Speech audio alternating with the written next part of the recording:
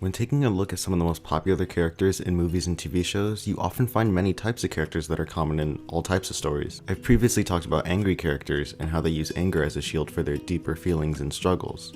In this video, I hope to talk about another type of character that is super common, being antiheroes. The term antihero has a lot of definitions and a lot of different versions, but generally, antiheroes are defined as characters who audiences usually root for despite some pretty big flaws and sometimes large gaps in morality. And for some reason, people love antiheroes. Take a look at Deadpool, one of the most popular Marvel characters. People love reading Deadpool comics, playing his games, and of course people love watching his movies that made a shit ton of money. While Deadpool will often work alongside heroes like the X-Men, he also spends a lot of time killing people.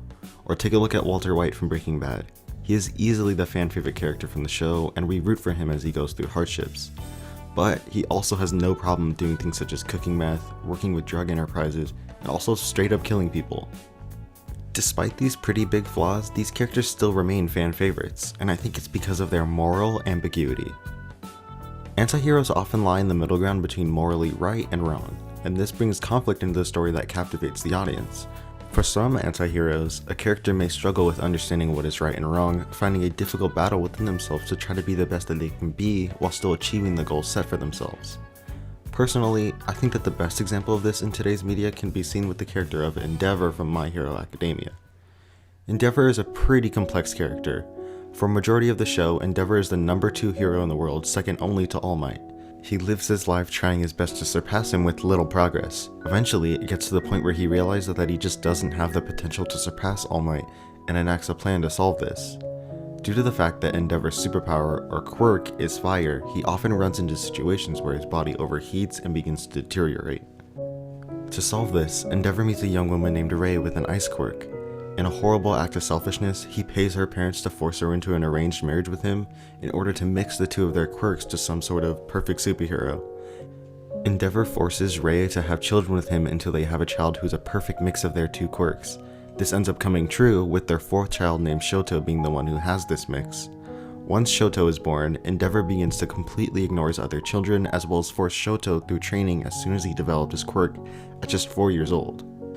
From all of this, Ray began to develop some serious trauma, to the point where she began to fear Shoto. In a moment of sheer panic, she dumped boiling water on Shoto's face, permanently scarring him. All of these horrible events are caused by Endeavor's selfish actions, showing how even though he is the 2nd highest ranked hero, he can still be viewed as a pretty evil person. Stand up. If you get hurt that easily, you can forget about beating All Might, or even a small-time villain. Please stop pushing him. He's only 5 years old. You can take it. Get out of my way. However, despite all of these terrible things that Endeavor has done, he begins to grow and change as a person as the show goes on. By season 4 of the show, Endeavor has become the number 1 hero in Japan and is under a lot of pressure to try to live up to All Might's legacy. Despite the morally wrong things in his past, Endeavor is legitimately trying his best to grow as a person and as a father. This is best seen in the finale of season 4, the episode called His Start. This episode begins with Shoto's older siblings visiting their mother in the mental hospital that she had been in ever since she attacked Shoto. The 3 of them discuss how Endeavor is now the number 1 hero and how they feel he's just trying to ignore his past. But Ray steps in to defend him by showing them the flowers in her room. She tells her children about a time where she mentioned in passing to Endeavor that those were her favorite flowers over 20 years ago, and that he has been regularly sending them to her as a way to show that he still thinks about her, cares about her, and still cares about the rest of his family.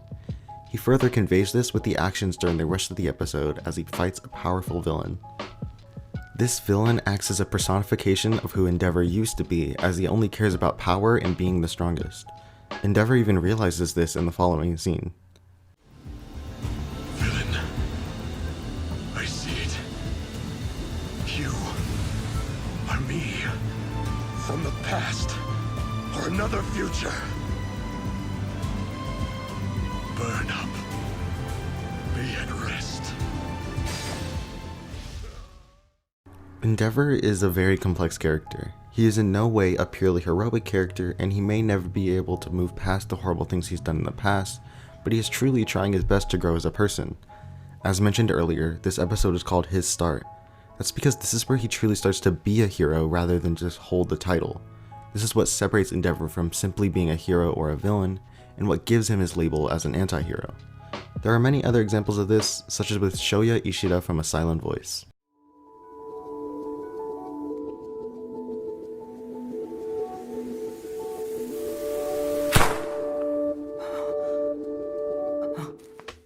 A Silent Voice is a very complicated film. It tackles so many unique themes and ideas throughout its runtime, but the choices made with the main character are by far the best examples of this.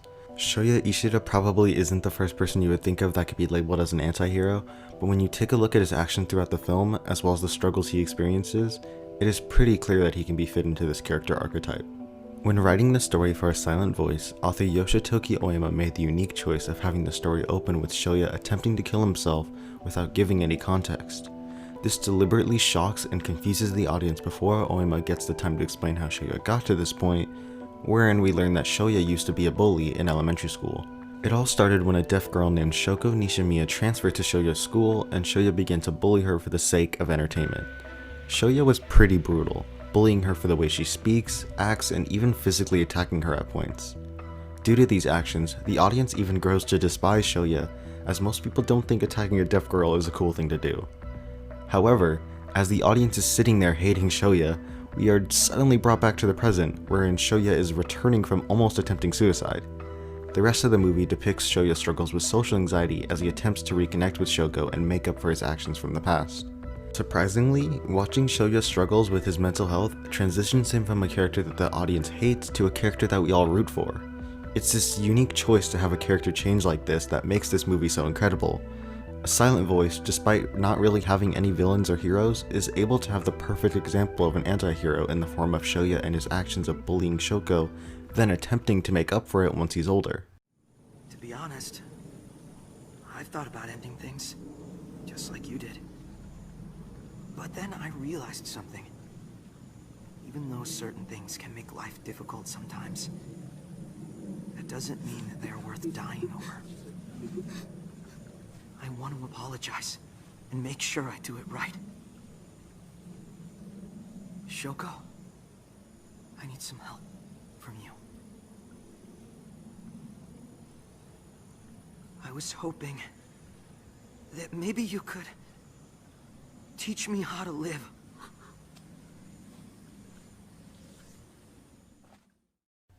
Despite these two examples being extremely different from each other, both of these characters act as perfect fits for this character archetype.